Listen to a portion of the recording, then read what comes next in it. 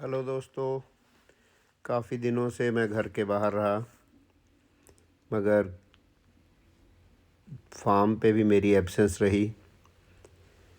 तो करीब 12 दिन के राजस्थान के टूर के बाद घर जाने से पहले मैं फार्म पे आया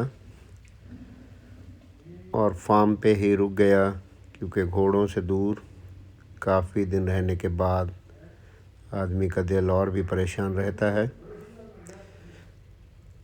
घोड़े का फार्म आपके लिए एक कैद की तरह हो जाता है और आपको कहीं भी दूर जाने को दिल नहीं करता है। गुंडी भी बड़ी अजीब तरीके से बिहेव कर रही है। Next day morning, grooming time, Jaswant इस गोल्डन स्टार वाली बछेरी को घिस रहे हैं और देख रहे हैं कि कितनी मेहनत से जसवंत ने इसकी सफाई की है, और ये बालों का गुच्छा सबूत है जसवंत की मेहनत का। गैना जी भी इसी काम में लगे हैं। नया एक बछेरा फार्म पे आया है। बछेरे की इंट्रोडक्शन मैं बाद में दूंगा, 1-2 दिन में। गुंडा और गुंडी दोनों मस्ती में लगे हुए हैं। पहले इनकी दोस्ती नहीं थी, अब फाइनली गुंडी ने इसको एक्सेप्ट किया है। अब इनकी लड़ाई खेल में बदल गई है।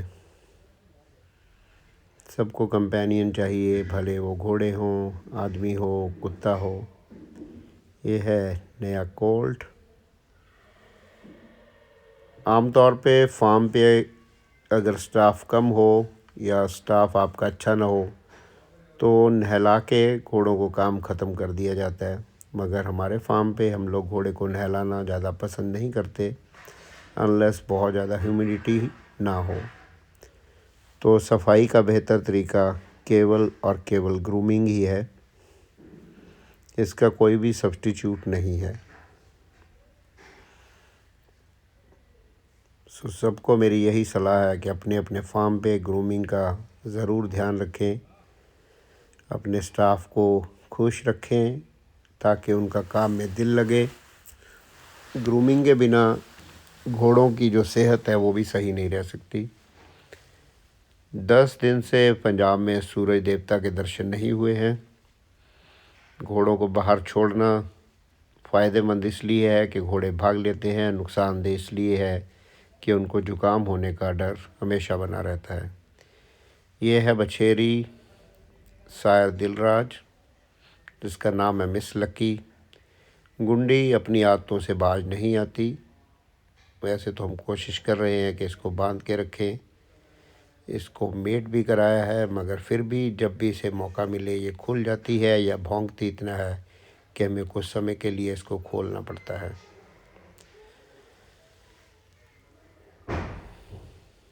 अदरवाइज़ ये भौंक भौंक के पूरा फार्म सिर पे उठा लेती है।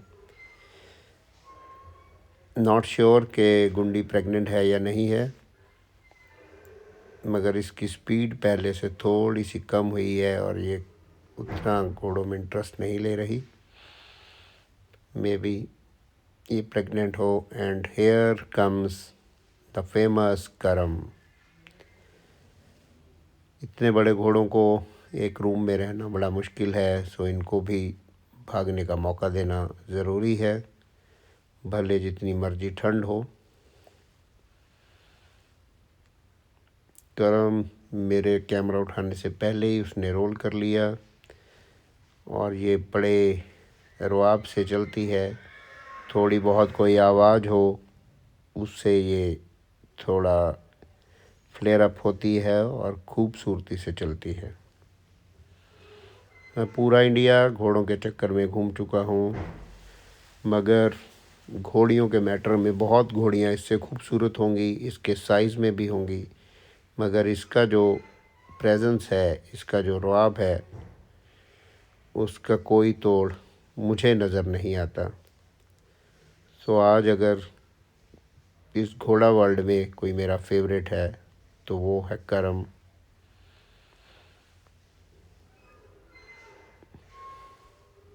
अब वेट है कि ये प्रेग्नेंट हो और एक बहुत अच्छा सा बच्चा पैदा करे।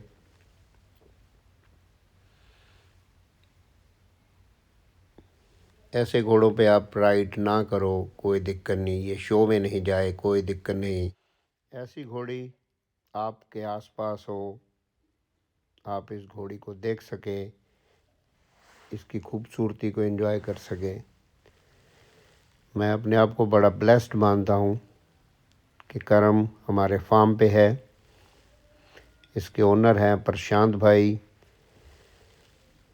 मगर सब घोड़ों से अगर कोई मुझे प्यारा है तो वो करम है, एंड आई फील ब्लेस्ड कि इसकी कस्टडी मेरे पास है। अमेजिंग घोड़ी। इसकी तारीफ़ में मैं जो भी बोल जाऊँ वो कम होगा। करामाती ने जो भी प्रोड्यूस किया, अमेजिंग किया। करम अवतार ऑफ करामाती। एक इसकी तीसरी बहन और है जिसका नाम है कर्मा वाली, वो भी अमेजिंग है। और कर्मा वाली ने इस समय दुल्ला घोड़े से एक बछेरे को जन्म दिया है।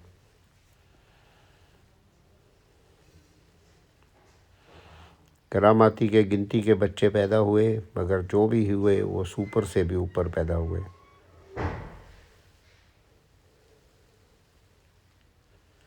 चलिए दोस्तों, watch the video till and.